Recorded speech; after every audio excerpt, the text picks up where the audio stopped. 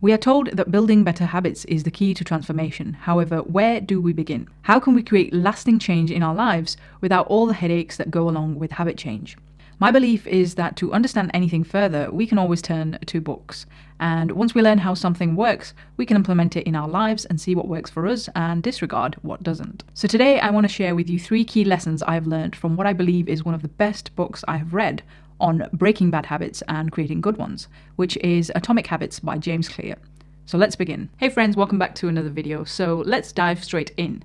Now, Atomic Habits is one of the books that I turn to whenever I am looking to create good habits and break bad ones. There are many concepts that I have learned from the Atomic Habits book that I have applied into my own life. I have used these concepts to wake up at 4 a.m. every morning. I've also used these concepts to lose 10 pounds and stick to my diet. And I've also used these concepts to create a daily reading habit, not only for myself, but also for my daughter.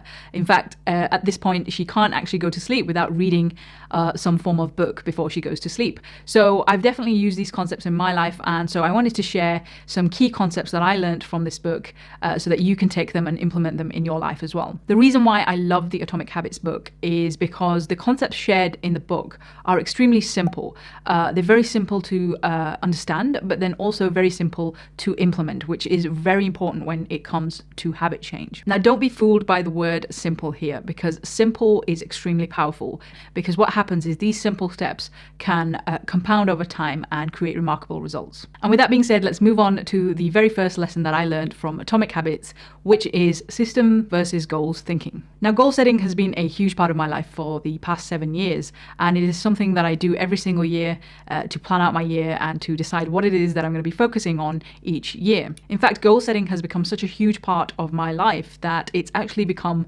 second nature. It's something I do subconsciously. I don't even have to think about it now. It's just, I sit down and I set my goals, and it's just something that I do as normal. However, after reading the Atomic Habits book by James Clear, my perspective on goal setting has completely changed. So I still set goals, but I now make sure to take some further steps to outline some of the systems that I'm going to be following to make those goals a lot more achievable. So traditionally, when I was in the Stone Ages, I would set my goals for the year, for the months, and then I would also set my weekly goals, and those would be my guiding posts for the rest of the year. Now, this approach is great if you're someone who's just starting off in the goal setting space and you've never set any goals before. That's great, and I would rather you set some goals rather than nothing at all. However, doing this method over a long period of time, you quickly realize that setting goals in this way is no guarantee of success. And in the book, James actually describes a number of different reasons for this. The first problem with setting goals in the traditional way is that winners and losers both have the same goals. Now, if you look at any sport, whether it's cricket or boxing,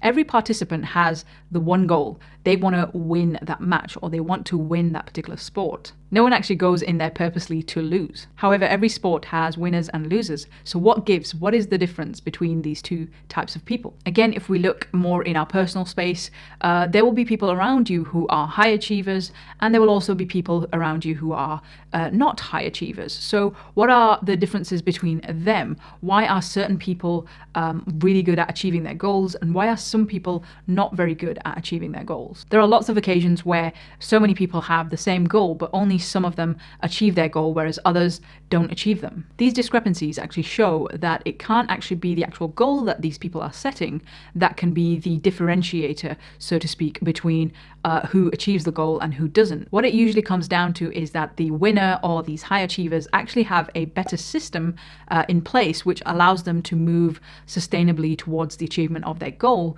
as opposed to the people that didn't have those systems in play. The second problem with traditional goal setting is that it is only a momentary change. In the Atomic Habits book, James gives a really good example of this particular problem. So what James says is, imagine you have a messy room and you've set a goal to clean it. If you suddenly get a burst of motivation to clean it, then you'll have a clean room, i.e. the end result you wanted.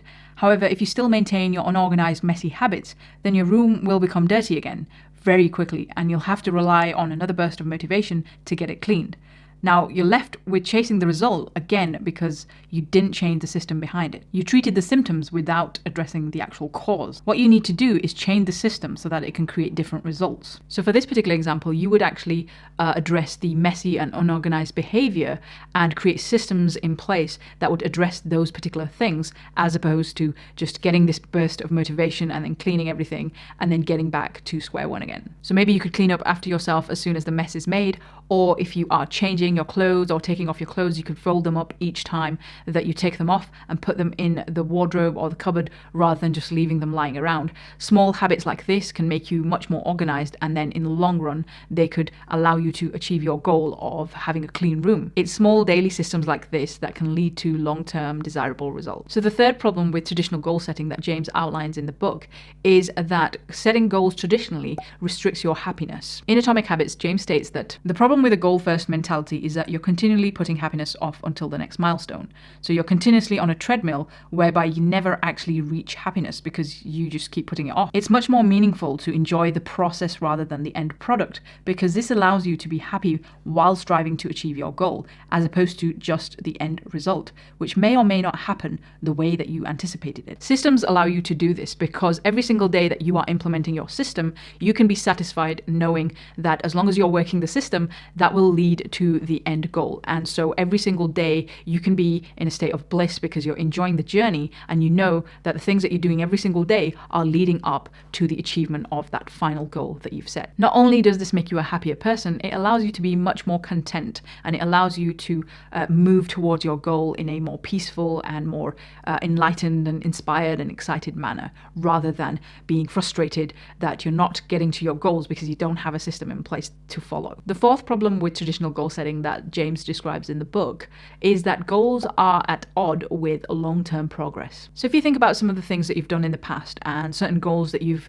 maybe achieved in the past, what happened when you finally achieved that goal? What generally happens is that once we've achieved the goal that we're striving to achieve, we become slack and we lose motivation because we've already done that. You know, that's kind of a milestone that we've already passed. And the reason why that is because we no longer have that pull from the goal we were trying to achieve because we've already achieved it. This is why so many times you see athletes that train all the way up to their particular sport, their particular event, and then they slide back into bad habits. And the reason why that is because they no longer have the pull of that particular event or that particular match that they were training for. And so that is one of the problems with traditional goal setting, is that it creates this yo-yo effect where you're creating good habits for a certain period of time and then you fall back to your bad habits because you no longer have that motivation or that pull to achieve that goal. And then you start training for something else and then again you lose motivation, and then you start doing something else and then again you lose motivation. So it's a yo-yo effect that you go through, and so that's not good or even sustainable for long-term improvement, long-term growth. Now, full disclaimer, I have made this mistake myself before, whereby I've set health goals or weight goals in the past and I've worked so hard to achieve those goals only to go back to my bad routines and my bad habits of eating takeout and just junk food and just not taking care of my health because I didn't have that pull from that goal anymore once I had achieved it. Setting up systems allows us to fall in love with the process that we need to go through and the incremental changes and the incremental habit changes that we need to make over a longer period of time to eventually achieve the results that we want to achieve. And what happens when we put systems into place is that that becomes our way of life. So we're not going through this yo-yo effect. We're actually changing our lifestyle. We're changing the way we do things fundamentally. So hopefully by now you understand that just setting a goal is not going to get you anywhere, unless you're naturally someone who says they're going to do something and then they end up doing it. Most of us are not born with that sort of resolve or discipline. And so we have to optimize our goal setting so that our default result will be that we achieve the goal. The way that we can do this is by outlining the goals that we want to achieve and then breaking them down further into systems that we can implement on a daily, weekly, and monthly basis. So at this point you may be wondering, well, what exactly is the difference between a system and a goal? In Atomic Habits, James explains this really well, and he states in the book that goals are the results you want to achieve, whereas systems are about the processes that lead to those results. If you want better results, then forget about setting goals. Focus on your system instead. Goals are good for setting an initial direction, but systems are best for making progress over the long term. When we set up a system of daily, weekly, and monthly tasks that we need to do to achieve the goal, all we have to do then is to concentrate on those tasks that we have outlined, and the result will take care of itself. These small tasks then compound over time and move us towards our end goal, in essence making us a goal achiever by default. In Atomic Habits, James describes this compounding effect over time as the aggregation of marginal gains, and he also describes that this aggregation of marginal gains can work both for or against us. So whether you make 1% improvements or 1% decreases, that is totally up to you. So moving on to the second key lesson that I learned from the Atomic Habits book is the power of environmental design. Our environment is the invisible hand that shapes human behavior. And many of the poor decisions that we make on a daily basis are as a result of poor environmental design as opposed to our choices. As humans, we often go for the most convenient, most obvious, or most easiest option possible. And this is why designing our environment so that we actually move towards our goals by default and actually away from the things that we don't want, that is extremely imperative, because if we don't design our environment, we don't look at the things that we have around us and the way our environment is shaping our choices, then we're not going to achieve any of our goals. You may have noticed the power of environmental design being used in supermarkets. Generally, when you go to the supermarket, the expensive branded products are usually on eye level. However, the own brand or cheaper products are generally on the lower or upper levels. The supermarket is using environmental design to their advantage to make you buy more expensive products. Because these supermarkets want to make more profit from these higher price branded goods, they are placed in prominent and easy to reach locations so that you're more likely to pick up one of these by default as opposed to the cheaper product. Another great example of environmental design at play is when these same supermarkets place the milk, bread, eggs, and other perishables towards the back of the store.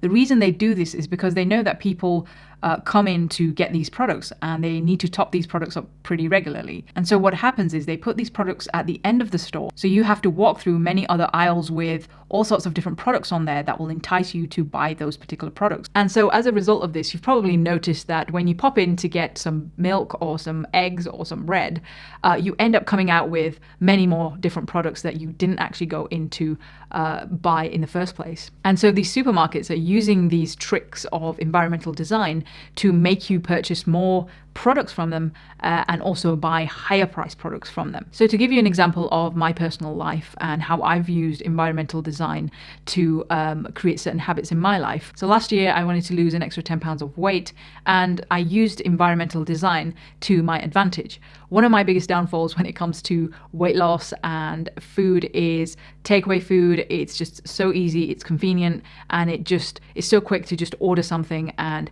eat that as a busy parent. And also on top of that, another downfall is all of the different treats that I get for my daughter, and having those readily available. It's just a recipe for disaster if you're trying to lose weight. And so to make my weight loss journey a much more enjoyable process rather than a constant battle, I used environmental design to my advantage. So one of the first things that I did was any goodies or any treats that I would bring for my daughter, I would put them straight into a drawer where I couldn't see them. They weren't obvious at all. And then if she wanted to eat a treat, then she could go and get it for herself. I'm quite lucky in the sense that my daughter isn't a huge fan of chocolates and treats and stuff like that anyway. So sometimes I would even resort to not bringing them in the house anyway, because she wouldn't miss them in the first place. The other change that I made was that any fruit and veg that came into the house, I would put it in fruit bowls right on the desk rather than putting them in the chiller drawer in the fridge, because often what happens is when you put stuff away in the chiller drawer, it just rots away because you don't see it, it's not in front of you. And so what that meant is because all these fruits and vegetables were in front of my face, I was having more smoothies and more juices, and my daughter was actually having more smoothies and juices as well. In addition to that, any vitamins or supplements that I take, I put them bang on the dining table so that every morning when I'm having breakfast with my daughter, we both remember to take those supplements. And because they're right there in front of us, it's very easy for us to just take them every single day rather than forgetting to take them. Another thing that I've done to create a habit of drinking more water is to put water water jugs and carafes in every single room. So we have these in every single room, including my office, including my daughter's bedroom, my bedroom, and we've got a glass next to it so we can create the habit of drinking more water. During my weight loss journey, I batch cooked my meals, and this made sure that there was always something in the fridge and I didn't succumb to kind of ordering food in and taking the lazy way out. And so as a result of all these changes that I made to my environment, I actually lost the weight. And not only that, I've also kept it off because these environmental changes are still in place. As a result of this amazing lesson that I learned from Atomic Habits, I have made many more changes in my environment. A couple of examples include my phone, which is set up to grayscale so that I'm not stimulated or distracted by those shiny red dots whenever they come up on my phone. Another thing I've done is there's no social media on my phone. I've deleted all of my social media apps. And if I do want to check any social media, then I have to log in on my laptop, which is much more effort and often I just can't be bothered. Another thing I've done is I've put floss near my toothbrushes so that whenever I brush my teeth, it's easy for me to just pick up the floss and floss my teeth too at the same time. In fact, I've actually used this strategy in the past as well, whereby I got rid of my TV. I just found that TV was just so mind-numbing, and the things on there's just crazy stuff that they play on there, and I just did not want to get sucked into that. And so I actually got rid of my TV for 5 whole years. I did not watch any TV, and because TV wasn't there, it wasn't available for me to watch, I resorted to becoming a reader, and I started reading more and more books. I started taking online courses. I watched documentaries online as opposed to watching mind-numbing TV. And so as a result of that environmental change, I learnt so many different things and I worked on my personal development. Now, you might have noticed that I do currently own a TV, and I only bought this a couple of months ago because my daughter was bugging me to actually buy a TV now. And I decided, well, she's 8 years old now, so I guess it's time to buy a new TV. And so that's the only reason why I've bought it. However, even still now, we don't have live TV on it. We just watch it for YouTube and that kind of stuff. And so the key here is that you look at your environment and you look at the way that your environment actually influences your choices. And then what you can do is you can look at your environment and change your environment in a way that it influences your choices in a more positive way that move you towards your goal rather than making choices that move you away from achieving your goal. All right, so the third key lesson that I learned from the Atomic Habits book is the 4-step behavioral framework that James talks about in the book. So the rest of the Atomic Habits book is dedicated to the core framework that James outlines and refers to as the 4 laws of behavior change. The framework that he shares throughout the rest of the book makes habit change a process that anyone can go through to start changing their bad habits and creating good habits. This 4-step behavior change framework shows us that to create a good habit, we need to, number 1, make it obvious, number 2, make it attractive, number 3, make it easy, and number 4, make it satisfying.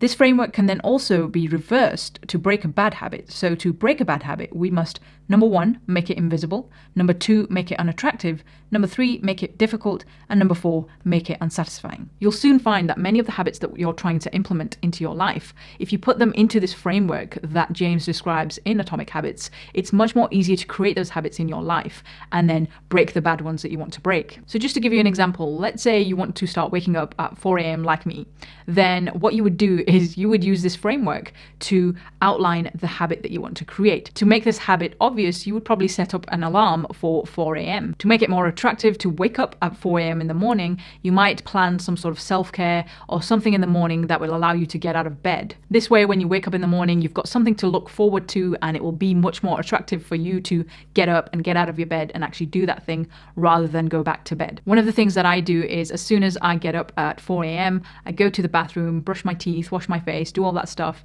and then I go down and have a really nice coffee. And then once I do that, I go and do some sort of self-care, and I choose between either yoga, meditation, or some sort of morning workout. So choose something that works for you and makes it more attractive for you to get up in the morning. To make this habit more satisfying, maybe you could track it on a habit tracker or something like that, where every time that you see that green tick, then that will give you satisfaction that you are actually moving towards your goal. You're actually implementing a habit into your life every single day. What you can do to make this easy is to put your alarm clock in your bathroom or maybe outside of your room so that you actually physically have to get up and turn it off. And then what happens is because you're already awake, you're already outside of your bed, it's much more easier to just go brush your teeth and then go down and have a coffee and actually start your day, rather than crawling back into bed or hitting the snooze button. So hopefully from this example, you can now see how you can use this powerful framework in your life to create good habits and break bad ones. All right, guys, that's all for this video. I hope you enjoyed it. If you want to know 5 more books that you can read to create good habits and break bad ones, then check out this video here. This will show you exactly how you can read these 5 books and start creating good habits and breaking bad ones. That's all for this video. Take care. Bye-bye.